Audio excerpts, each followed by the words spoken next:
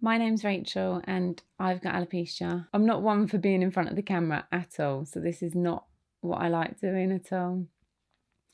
But I wanted to share my story about my alopecia to help other people or to educate people that don't know about it, and just to sort of raise awareness, especially as September is Alopecia Awareness Month. So hopefully this might help someone if they're dealing with it, or someone that knows someone, or just if you don't know anything about it, now you might know something once my video is finished. So my alopecia started around about the age of 9, so I've been told. I don't actually remember much of this time, so I don't remember when my hair first started falling out at all. It was around about the time that my mum and dad were talking about divorce, so I presume that was a trigger for me. Obviously, no one really knows the cause of alopecia. They do say that stress can trigger it and is a main factor in it, but for other people it's got nothing to do with it at all. And also, taking the stress out of the situation doesn't reverse it. So it was around about the age of 9, and my mum did say it got quite bad.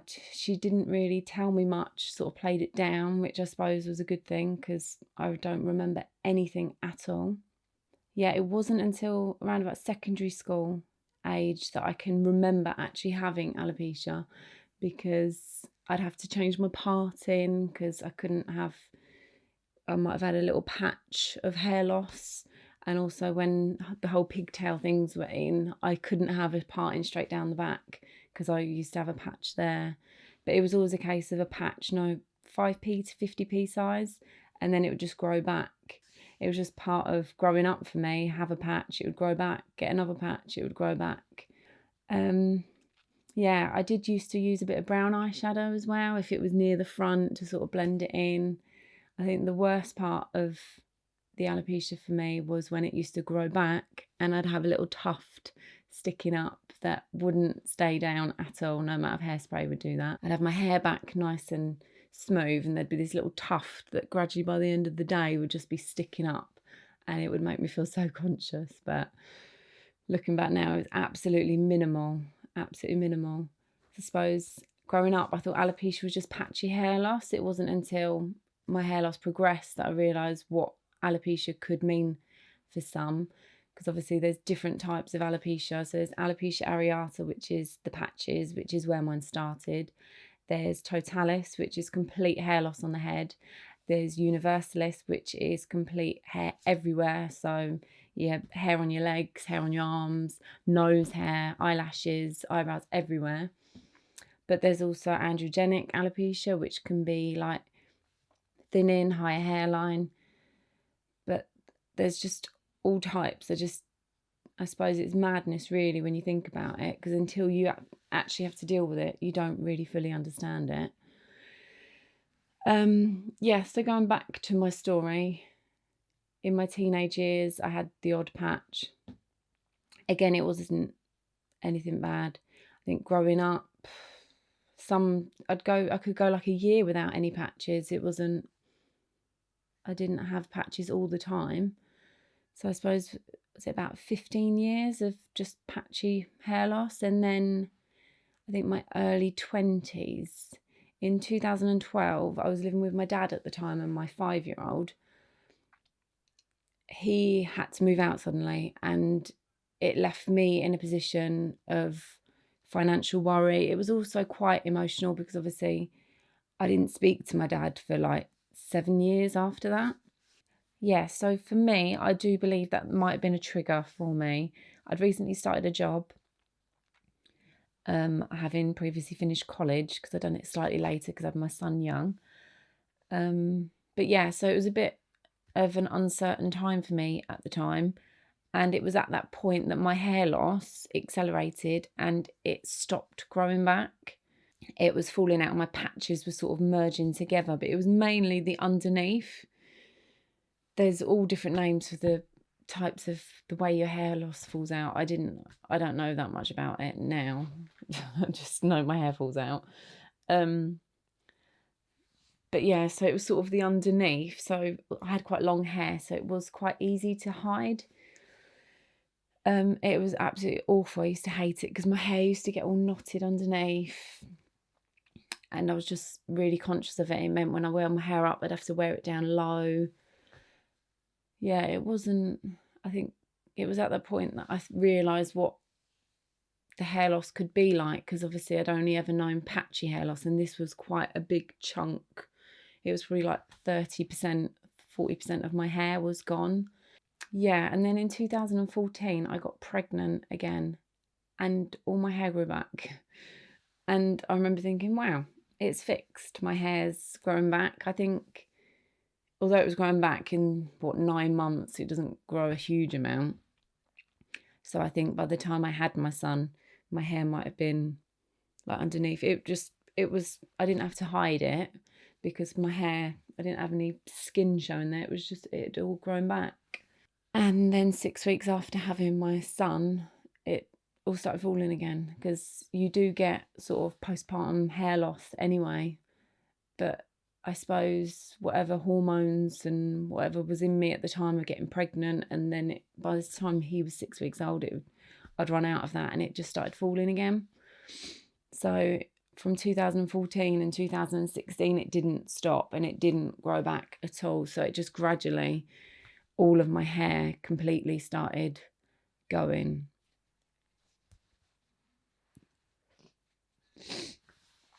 Oh, God.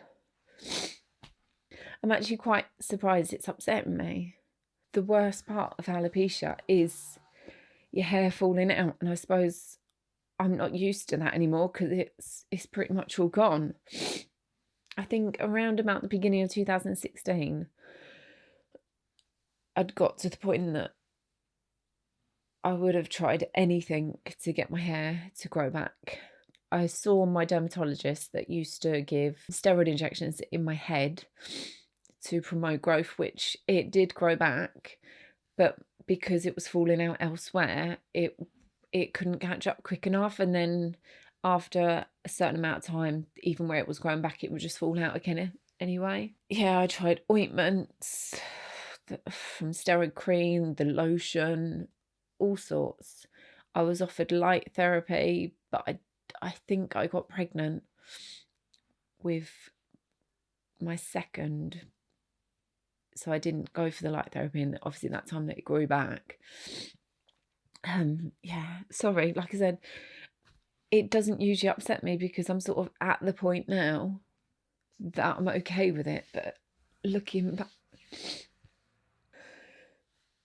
yeah, so I also saw a trichologist who sort of gives you the promise of, yeah, we've just got to balance this and give you that bit of iron, bit of vitamin B, vitamin D.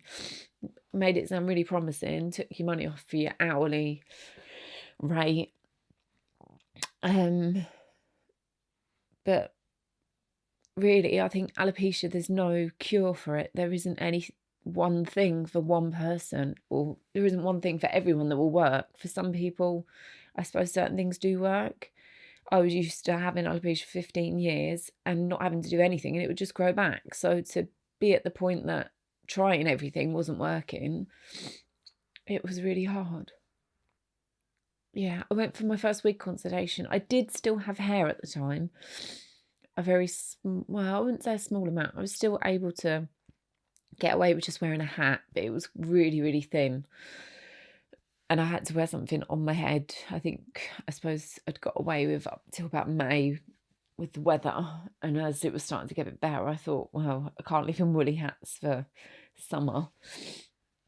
So yeah, I had my first wig consultation. That's not a cheap thing at all. As much as I love wigs now, they're just so expensive. I think I still had eyelashes and eyebrows at that point as well. I'd always had quite thin eyebrows because I was one of those youngsters that overplucked at a young age. I got my first wig in May, and my little boy was about 2. He I don't know if it was him or my eldest, wasn't keen on it. It was super long, brunette. I think I just wanted hair, so I went a bit overboard and went for something stupidly long. Didn't realise how much effort went into looking after them. That's when I started wearing wigs, so May 2016, so over 4 years ago now. and I haven't looked back since. I absolutely love wigs. I've been super lucky with, obviously, because I've got a YouTube channel, I have been sent wigs to review. Otherwise, I don't think I would have had enough money to fund 4 years of wearing wigs. Yeah, so obviously for me, I have alopecia universalis, so I now have complete hair loss everywhere, although in the last year I've started seeing some regrowth on the top of my head. Absolutely pointless. I don't know why it couldn't have just jumped on my face and I could have had eyelashes and eyebrows back, but we don't get to choose, I'm afraid. Yeah, so I also got it in my head. My hair grew back with my second child, so I thought if I got pregnant again, we always planned to have another one because I was desperate for a little girl. I sort of thought by having another baby, I thought my hair would all grow back, and I fell pregnant in the end of 2016. So I thought, oh, my hair would all grow back. I know even if it did grow back, it wouldn't last. And I fell pregnant with my daughter, and the minute I knew I was pregnant, all of what hair I had completely went, every last hair. I don't know whether it's because I think when you're like with a boy and with a girl, hormone levels and estrogen, all the levels are different. But whether it was with her or whether it was just that my hair loss was really bad, it didn't have the effect that I thought it would. But I suppose in your head you sort of hope, yeah, it might, but it didn't. But obviously I was at that point, I was used to wearing wigs. I did wear headwear as well. I think I sort of got scared at the beginning of my wig journey and thought, oh, I don't want to ruin it. So I'd go out wearing it, bring it back, or wouldn't bring it back. I'd go out, and as soon as I come home, I'd take my wig off, put it in the box, and wear a hat or something around the house because I didn't want to ruin it. Because I was told that you'd get 3 to 5, I think a synthetic wig can last 3 to 6 months if you wear it 3 to 5 times a week. So in my head, I was counting down how much this £230 wig was going to last me. But now I pretty much wear a wig all the time until I have a bath, and then evening times I don't wear one. And I finally got to a point that I actually enjoy doing my makeup, because at first when I lost my eyebrows, I hated drawing on my eyebrows, trying to get them even. I tried transfers. That is where I started on YouTube with videos to sort of help other people in my situation.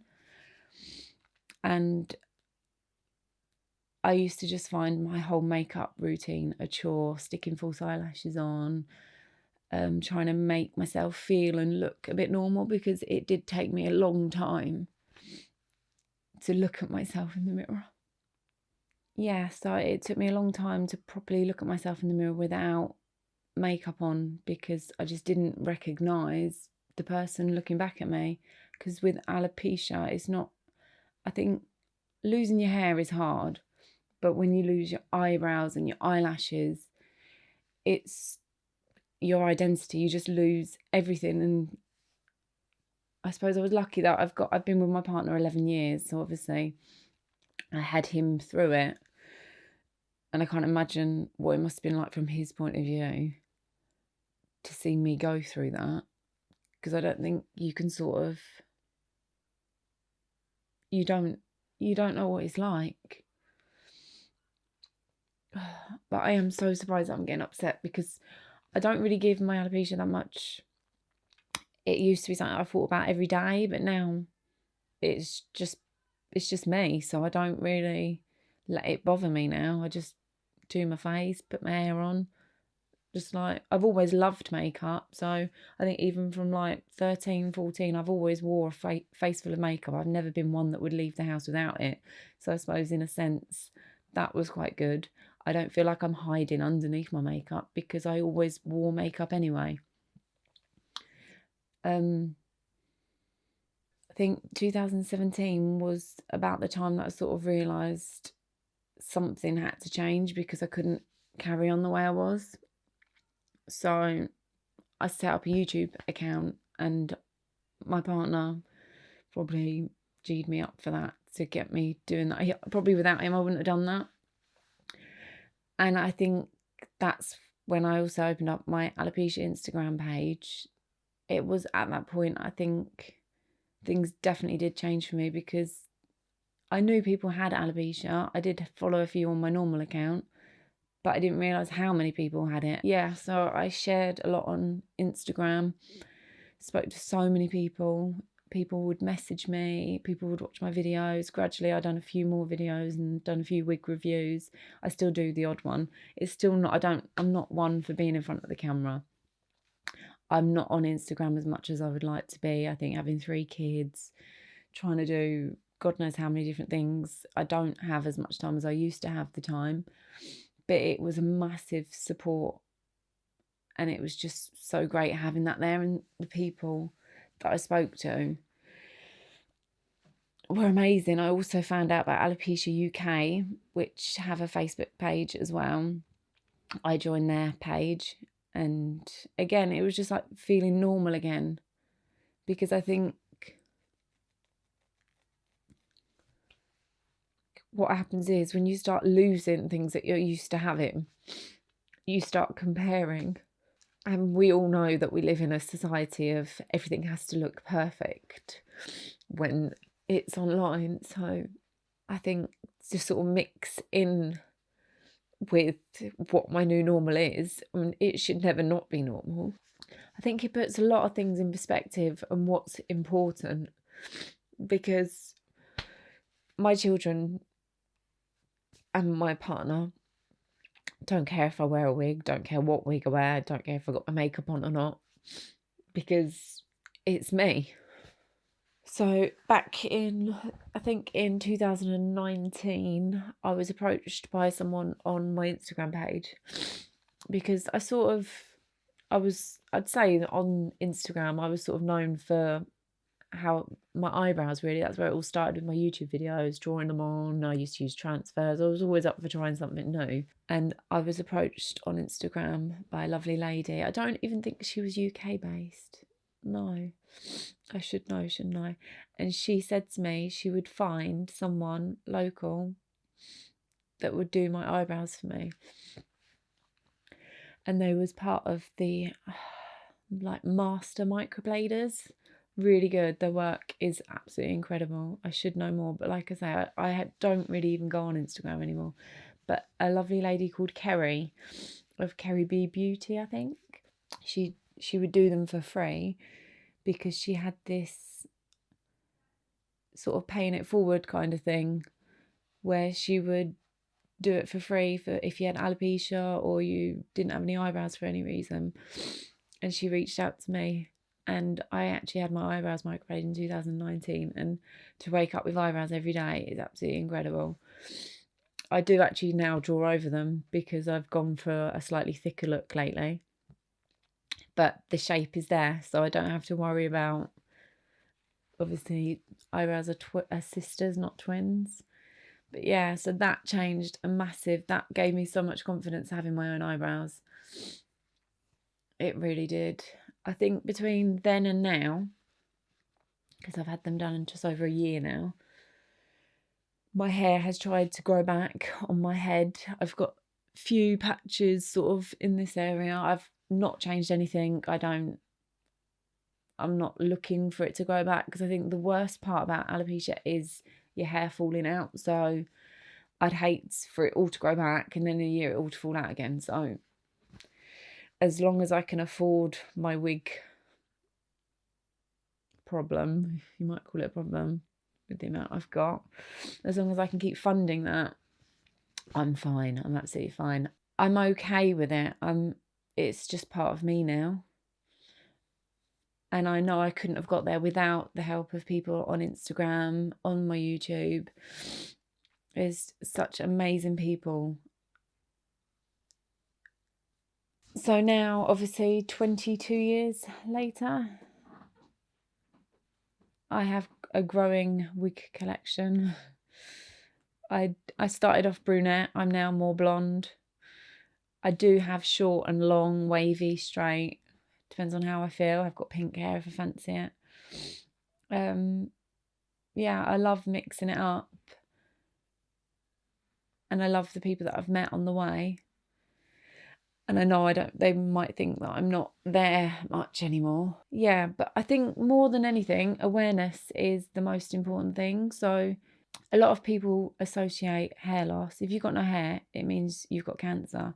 And that isn't the case at all. Don't always just presume that, because there's nothing worse than someone presuming that. I've never had that because I don't leave the house without my wig. I'm not saying I never will, but that's just not me at the moment. I think if I went on holiday, I would. It's more about other people and how they make you feel, because you can't feel any worse than how you make yourself feel. So, yeah, just be mindful. Hair loss is really quite common in men and women. Some people hide it. Some people like to mix it up. Some people don't want to. We all make our own choices.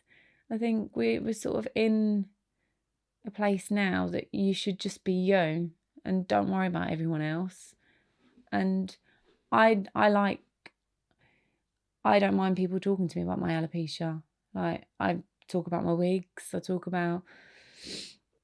I think it's a huge weight was lifted when I decided not to hide it. So that for me is why I am where I am today.